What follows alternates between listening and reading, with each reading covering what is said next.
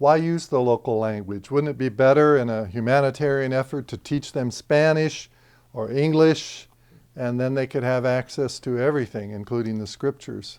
Well, with the Mazatec, only 10% of them knew any Spanish at all, even to tell you the name of their town and how to get to the next one. They spoke only Mazatec. You couldn't do anything out there if you used Spanish. Now, the problem for them to learn to use Spanish was they had no one to talk it to, you see, because everyone around them was talking Mazatec. So that was a lost cause. You have to leave the tribe and get out where Spanish is spoken to learn to speak it. You're not going to learn it in a Mazateco environment. Not only that, but how long would it take them to learn enough Spanish to profit spiritually? That was a good question. Whereas once you knew their language and got the scriptures into their language, then they could teach others. They could pass on what they learned because they knew the how to say it, how to talk about it, but not in Spanish. Just for an example of how their attitude toward the language.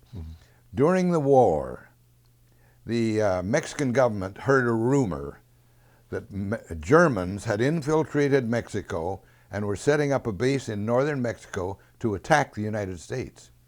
This was just a rumor, and they just treated it as a rumor. However, it kept surfacing, kept coming back, till finally the government said, hey, we better check and see if there is something going on here that we don't know about it.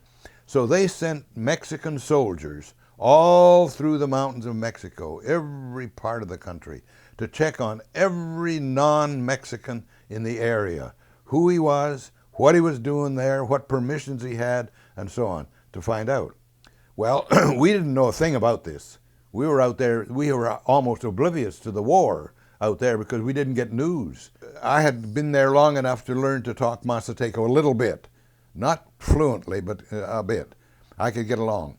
And I went to a new village that I'd never been to before, and because it was a new village, I knew that the town authorities might ask to see my papers as to who I was and what right I had to be out there. So I put my papers, the permits, and things like that on my person. I stayed a couple of days at this other town and was on my way back early one morning on a trail way up in the mountains, all by myself. And I ran across these Mexican soldiers. And they stopped me and they said, you can't go by. You got to report to our commander here. He's having his breakfast at this Indian's hut. And I said, but I live here. I said, I'm just 5 hours down the trail. That's where I live in such and such a place. Doesn't matter. You got to report to him. Can't go by. So I went in and waited for him to finish his breakfast. While I was waiting, the owner of that ranch, an Indian, a Mazatec Indian, that I'd never met before, but he'd heard about us, but had never met us. So he was interested in getting to know me. And we chit-chatted for about 10 or 15 minutes, just getting acquainted and so on. And then the officer finished his breakfast, so I went in and presented myself, presented my papers. He looked at them very carefully. He was satisfied that I had authority from the government to be there, that I was authorized to be studying the language and things, because we had letters from Mexico City.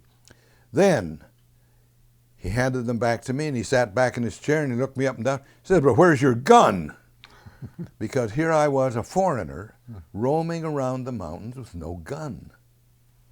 And no Mexican would ever go out there without a loaded revolver on his belt. The mail came in twice a week with 4 armed soldiers to protect the mailman every week, so on. So he was just, what kind of a crazy guy was I to roaming around with no gun? So I started to tell him why I didn't carry a gun. I never got to tell him.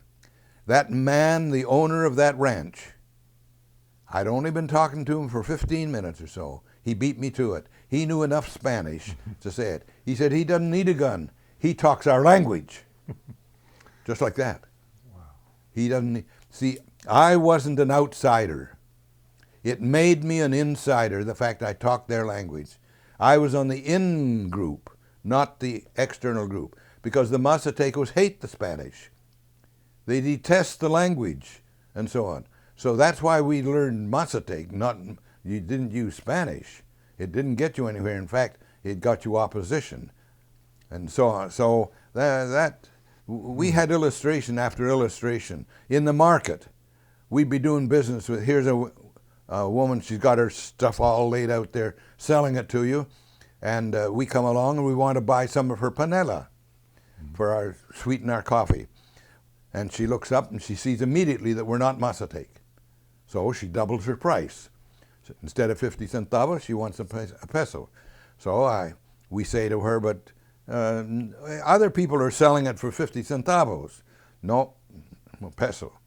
And just then, the lady sitting back of her in the next row over selling something else, she's our neighbor. She lives right beside us.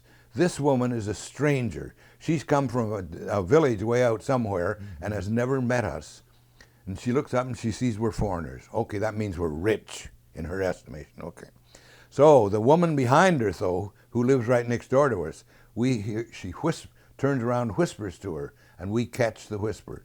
Psst, give them our price. They talk our language. That's it. Give them our price. They talk our language. She cuts it in half and gives it 50 centavos. So the language put you in with the people like nothing else would.